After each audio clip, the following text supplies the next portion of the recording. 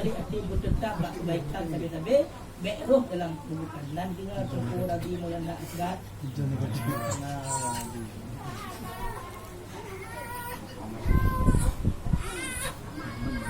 Cok buka di mana?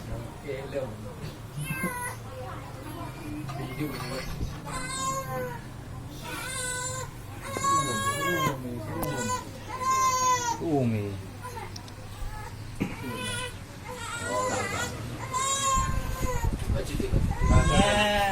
Yang kalau lainnya, kan?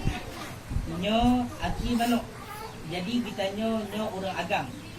Bujumot untuk tajak minta rezeki. Tajak kita nyo ubelot dapat. Tadu ubelot punggung bek tagai-tagai mengganggu gok. Jadi tajak kita nyo,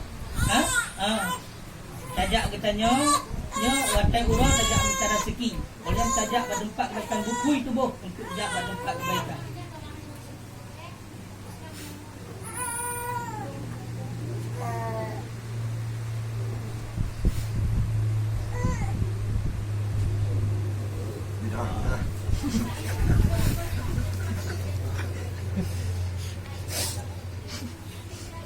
Nyo Tunku Radhi Maulana Akbar nyo punya biasa dituduh sampai walaupun kita nyo kata dalam tak kaya tak bekbong kita nyo dengan urus nyo sabi-sabi kita nyo berada di yuk sebagaimana nyo punya nyo yang lagi rupa walaupun di yuk tapi di bawah.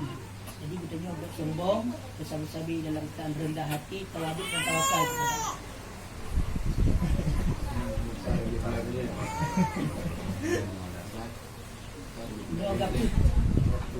Nyo gata Tunku Radhi Maulana Akbar buku tubuh sebagaimana gapu nyo pun walaupun nyo tak gapu tak buku nyo buku tubuh gata untuk kebaikan.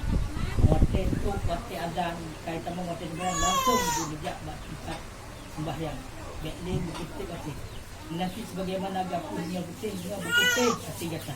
Menanti beringan tubuh dalam tulung orang yang lain. Seandainya kata kaya singok na orang lain yang membutuhkan nyon tolong bukui tubuh bukui langkah dalam kebaikan untuk tolong orang. Amin.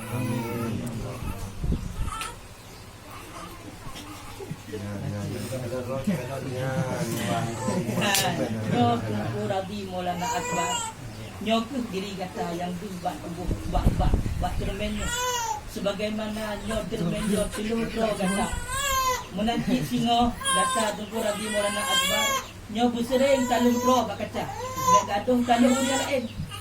Jadi kesalahan kok bek roh kita nyo busering talung pro bujut dia sebagai lampu bejut dia sebagai lampu yang mana gaduh talung gok tapi hadap hedo dikasih tu. Bagus juga, bagus juga.